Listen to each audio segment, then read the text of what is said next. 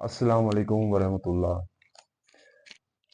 Last video में मैंने कहा था कि उमरुल्लाह साहब जो ये सिग्नेचर कैंपेन की बात कर रहे हैं, ये कुछ भी नहीं है, बिल्कुल ड्रामा है एंड बिल्कुल एक फ्यूटाइल एक्सरसाइज है। इससे कुछ भी नहीं होने वाला है। अगर वो सीरियस होते तो उनके अप्रोच में दिख जाता। वो असेंबली में रेजोल्यूशन पास करते और वो ज्यादा मीनिंगफुल हो जाता। आज मैं इसी बारे में बात करना चाहता हूँ। जो मेरी बात का फोकस रहेगा वो अब्दुल्ला फैमिली होगी।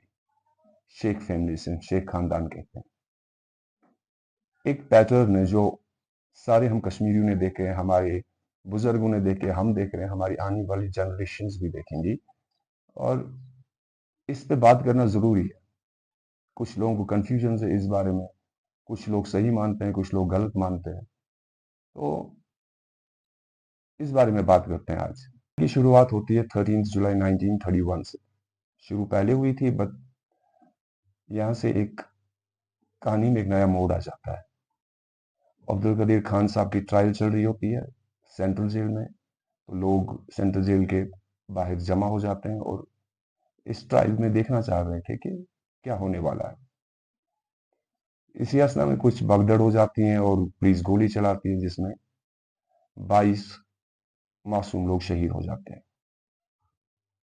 मैसेकर के बाद एक नई तहरीक जन्म लेती है और एक नया लीडर उभर के आता है, जिनका नाम होता है शेख महमूद अब्दुल्ला। तब तक वो कोई बड़ी लीडर नहीं होता है।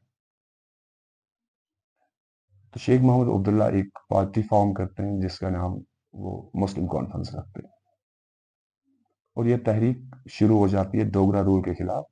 और ये तहरीक बिल्कुल, इसका जो दायरा होता है ये मुस्लिम आइडेंटिटी पे बेस्ड होता है सारा। तो ये तहरीक कुछ साल चलती है और 1939 आ जाता है। ये मुस्लिम कॉन्फ्रेंस बदलकर नेशनल कॉन्फ्रेंस हो जाती है। यहाँ पे क्रिटिक्स का कहना है शेख अब्दुल्ला ने तब तक अपना एक मुकाम बना दिया था, अब उसको पावर चाहिए था।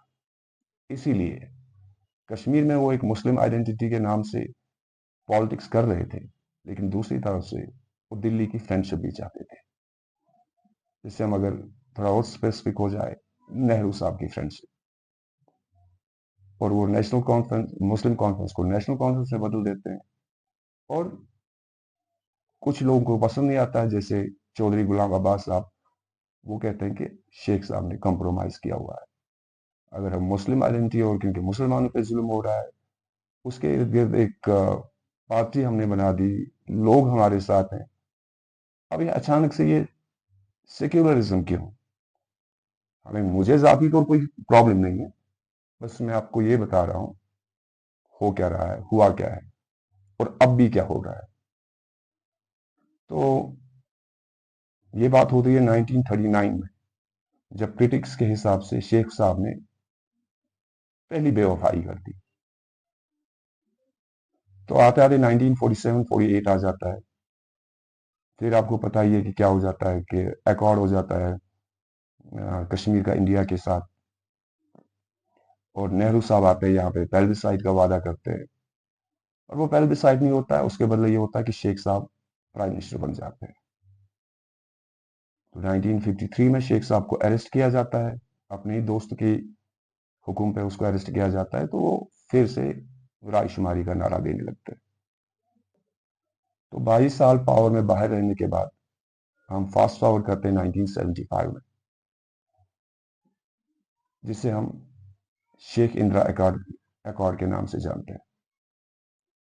क्रिटिक्स का यहाँ पे कहना है कि शेख साहब ने अपनी जो आइडियोलॉजी थी, अपना जो फलसफा था उनका, वो सब उसने बेच दिया। और उसके बदले में उन्होंने मिसेस गांधी के साथ एक अकॉर्ड कर दिया, जिसे शेख इंदिरा अकॉर्ड के नाम से जानते हैं। और 1975 में उन्होंने चीएम पोस्ट एक्सेप्ट कर लिया अपनी चेयर के। 1975 में हम आ जाते हैं 1982 पे।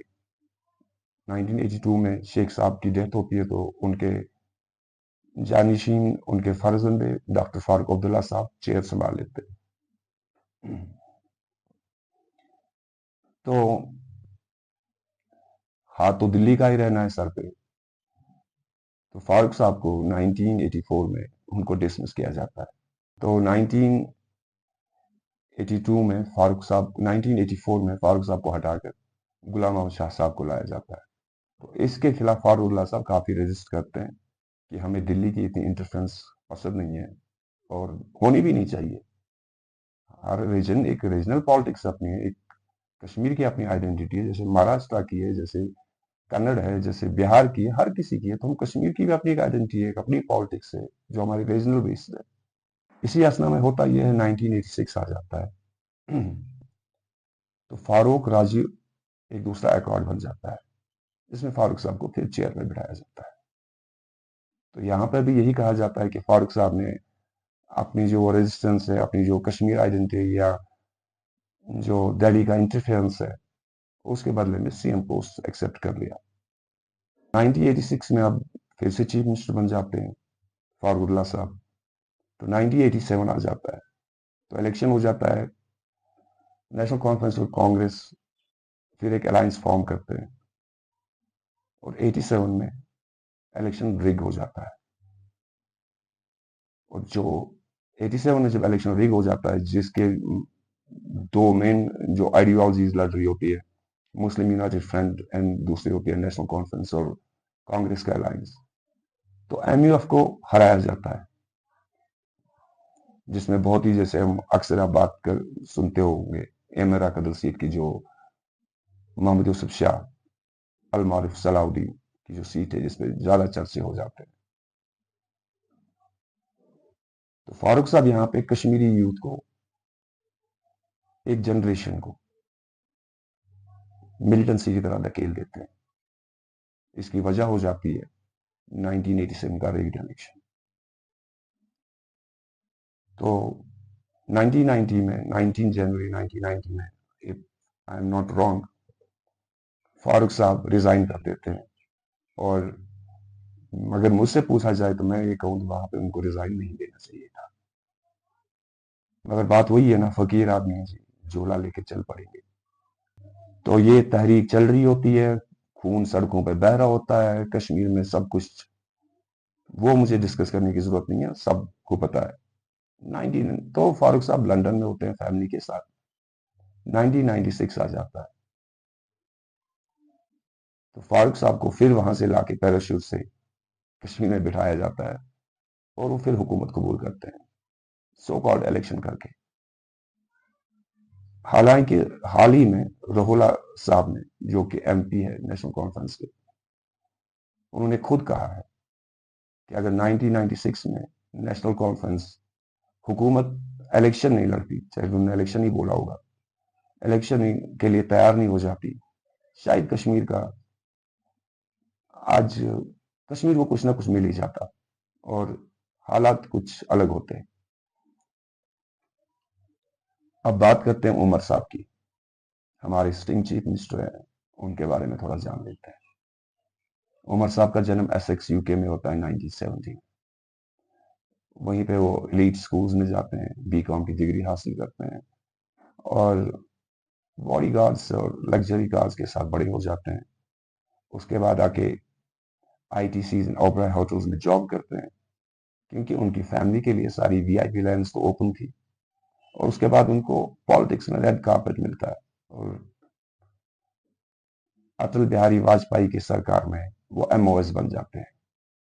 तब वो उनके young English speaking TV friendly poster boy थे अटल बिहारी वाजपेयी की सरकार में। तब भी उनने कश्मीर के कॉज का कुछ ज्यादा ध्यान नहीं दिया। फारूक साहब ने अपने बेटे के कैरियर पर ज्यादा ध्यान दे दिया, इसलिए हिंदुत्व वाली आइडियोलॉजी के साथ हाथ मिलाया।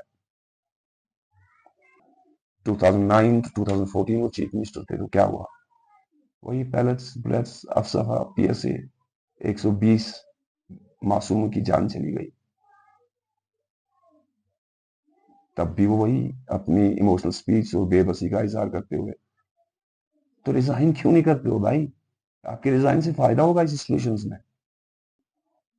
और अब फिर से वो गवर्नमेंट अभी फिर से हुकूमत में आ गए। वो इलेक्शन से पहले वो बता रहे मैं फ्री इलेक्ट्रिसिटी दूंगा, पीएसए हटा दूंगा, मैं 370 35A वापस लाऊंगा। इलेक्शन जीतने के बाद बोलते हैं ये तो बेवकूफी है, क्या इसका मतलब ये हुआ कि जो लोगों ने आपको वोट दे दिया वो बेवकूफ थे? उन्होंने ये आपसे उम्मीद लगाई कि आप 370 वापस लाएंगे या 370 के लिए फाइट करेंगे। तो ये कह के उन्होंने सारी लड़ाई छोड़ दी। अब बात जब हद से बढ़ जाती है तो गुस्सा आना लाजमी हो जाता है। अब ये जो बता रहे हैं, ये सिग्नेचर कंपनी जो नया ड्रामा लेके आए हैं, ये मीडिया ऑप्टिक्स के लिए ठीक है और लोगों को ये दिखाने के लिए कि मैं कुछ कर रहा हूं, मगर दरअसल उनकी करने की कोई नीयत नहीं है। वो लिटरली आपसे कह रहे हैं कि आप बेवकूफ हो अगर आप ये सोच रहे हो कि मैं 370 के लिए लड़ूंगा या वापस लाऊंगा। अब अगर कोई आपसे डिसएग्री करता है, आपको क्रिटिसाइज करता है, तो ये बात बुरी नहीं लगनी चाहिए आपको। अब हमारे उलमाओं को भी नहीं बख्शते हो आप। अब आपके स्पोक्स पर्सन उनको भी गालियां देते हैं। हिम्मत तो देखें आप।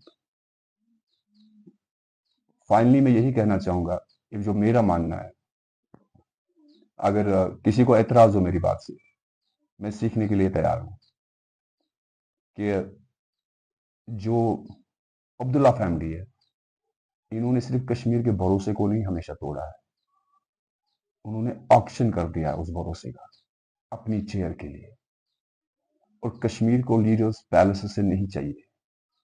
Kashmir needs leaders from the streets, जिन्होंने कश्मीर की स्ट्रीट लाइफ जी हो, जिन्होंने कश्मीर लाइफ एक्सपीरियंस की हो। वसलाम।